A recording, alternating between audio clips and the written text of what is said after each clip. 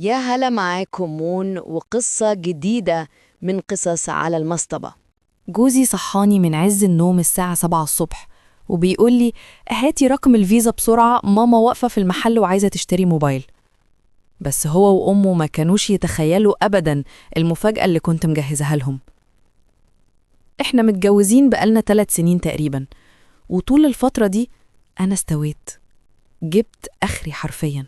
كنت بشتغل من الصبح لليل، شايلة مسؤولية البيت، أكل شرب فواتير، وكل مليم بيتصرف. وفي المقابل جوزي ما حاولش ولا مرة واحدة إنه يدور على شغل.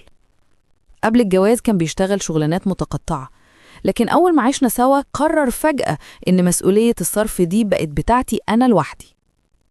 بس الأسوأ من ده كله كانت والدته. الست دي كانت مقتنعة تماماً إن ابنها لازم يصرف عليها في كل حاجة، هدايا، لبس، علاج، خروجات، وحتى الرفاهيات. ما كانش بتهتم أبداً إن مصروف ابنها ده هو في الحقيقة فلوسي أنا، شقاية وتعبي ودموعي اللي بتنزل كل ليلة من قلة النوم.